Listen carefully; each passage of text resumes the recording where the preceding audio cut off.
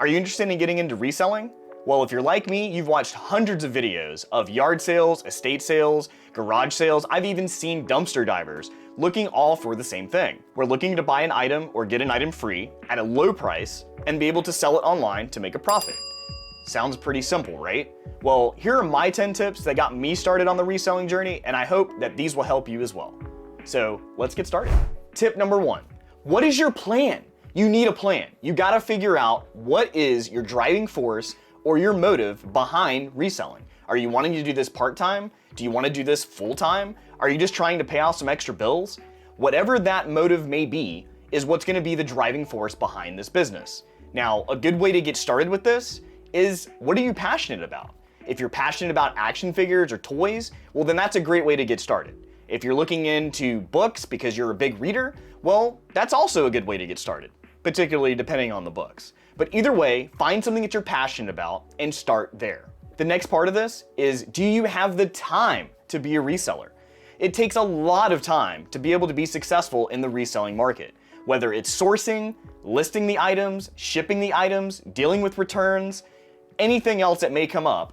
These are things that are going to take time, and that's a lot for some people. And that brings me to tip number 2. Where do you start?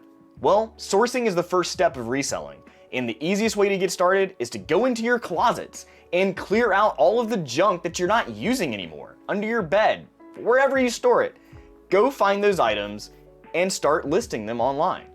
I know you probably have things in your own collection that you thought, I'll save this for a later date so it'll make money. Well, this is the time. Clear those things out and get started. Now, if you don't want to go that far, I understand. You can always start with yard sales and garage sales. I recommend those first because usually those items are priced a lot lower and a lot easier to consume, especially when you're first starting and you don't really want to spend a whole lot of money because you're not sure if this is something that's going to work out for you. So checking out the yard sales and garage sales is an easy way to get started. Obviously, check out the community, drive around, go look for things, go pick. It's so much fun. Now, the next part of it is like thrift stores and estate sales or Goodwills and things like that.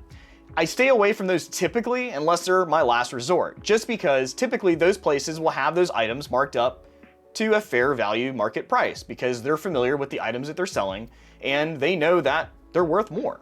So I'm not saying that you can't find things at these locations that are going to be able to make a profit from, but what I'm saying is maybe not to start off with. Tip number 3 is listing. Where do you list? There's all sorts of different marketplaces available online. I personally just use eBay. The first part of getting stuff listed online is to be able to determine the comparable prices of other items in the similar shape. Now, to do this is to understand what a sell-through rate is. If there's 1,000 items listed and only 500 of those items have sold, then we know that the percentage is about 50%. Just because you post an item up doesn't mean that it's going to sell or sell fast. So understanding that metric is one of the key parts of being a reseller. Another thing to take into consideration is seasons. If you're looking to sell clothing online, selling a jacket and listing it during the summer, probably not going to happen. Now, once winter comes around, people are going to start looking for those items again. So if you're looking to sell clothing or things that are seasonal, make sure that you have the space to store those things as they may not move very quickly. Find an item that you're trying to list and see if there's one that's comparable that's sold, whether it's condition, brand new, pre-owned, whatever the condition may be, and then click on the item, you'll scroll down, and at the bottom you'll see an option that says sell one like this or similar. Once you click that option, you'll be able to populate a new listing with all of the description information and details tied to the first posting, except there will be no pictures.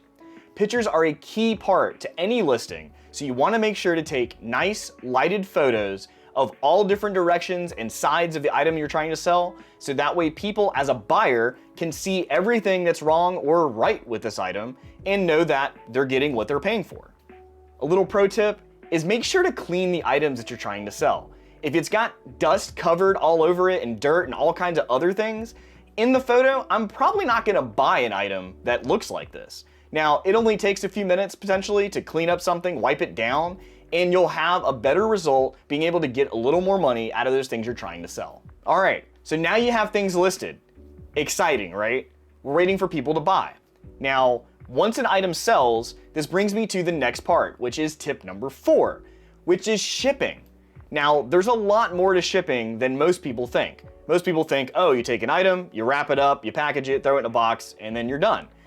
Not quite. One of the things that I noticed when I first started that I didn't really think about or even heard about was the fact that I have to physically ship these items. Now, if you're selling things that like fit in a bubble mailer or something like that, those are pretty easy and can probably fit in your mailbox. Now, when you start getting into things like shoes or any other items that are larger and bulkier, that means you're gonna have to either have a large mailbox or you're gonna have to go to the post office. Now, that to me is a key part of being a reseller, because if you're not close to a post office, that could be an issue. You're having to pay for gas, most likely. You're gonna have to take your time to go to the post office, not to mention, deal with all of that. And a pro tip for me is to buy a P.O. box. Now, I know that seems kind of crazy at first, but realistically, when I'm shipping items out of my house, I don't want strangers on the internet to know where I live, right? That sounds kind of weird. So buying a P.O. box allows you to be able to use your name at a location that if something's sent back, you don't have to worry about someone showing up at your door. Now, when you're selecting the P.O. box, you don't necessarily need the largest container to be able to fit things. If items get sent back to your P.O. box and they don't fit, what they'll do is put a card in your box to let you know to go to the front desk to pick up the item. So the only part there is you have to may wait in line during that time. Now, that only happens when things are sent to the P.O. box. Shipping out is easy. Typically, you walk into the USPS, there's a counter that they place everything on that already has shipping labels, and you place it there and you're done. Another thing that a lot of people overlook is shipping supplies. Now, I'm not talking about just the boxes, I'm talking about the material that you use to package these items as well. Whether it's bubble wrap, packing tape, or anything else that you may use to be able to package these items up to ship them, those are the things that a lot of people overlook. They cost money. Now, a pro tip is to find a local business or a friend that orders a lot of things and they have a lot of boxes show up. And if you can get in good with them, maybe you can source some of those boxes for free and reuse them. Or if you're like me and you order a lot of things online, you can reuse those boxes as well. When you're packaging things up, you shouldn't be able to hear any movement inside the box. This is a number one thing that a lot of people overlook when they're first trying to ship things out, and it cannot move. You need to package it and secure it in a way that when you can shake the box or even throw the box, because you know that's what they're gonna do, it's not going to break. The last thing when it comes to shipping is a question that a lot of people always ask on the internet, which is, should I do free shipping or should I do buyer paid shipping? Now, that ultimately is up to you because it depends, it's your business, however you wanna do it. Another thing to think about if you're providing free shipping is when you receive an offer for an item, check the location of where that person lives. I'm currently located on the East Coast. If someone from the West Coast sent me an offer and it was like $15 less than what I was asking, I'm probably not going to accept that because I have to pay the shipping. So if someone on the East Coast messaged me and it was probably $15 less, I may take it because I know the shipping is going to be a lot less. So this is just something to keep in mind if you are using free shipping, because these are the things that start adding up. Tip number 5, tracking your expenses and your progress. There is a multitude of ways that you can track your progress and your expenses, whether it's a spreadsheet, a ledger, or if you're more fancy and want to get into databases and using Grafana. If you're interested in that, I can probably make a video on that. So leave a comment down below and I'll look into that. One of the tools that I've used to kind of track my progress and my expenses is I opened up a separate checking account so that I can use that account for all of my expenses for the reselling business and not to confuse it with the money that I have in my personal account. The reasoning for that is if I don't have access to it, I'm most likely not going to use it. Now, I also know that I also wanted to start this business off by using the money that I have from the business to keep using that for the business.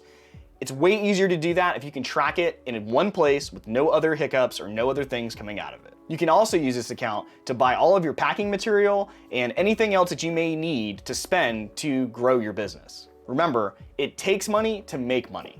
Number 6, communication. It comes back down to customer service 101. If you want someone to buy things from you, you have to provide good communication.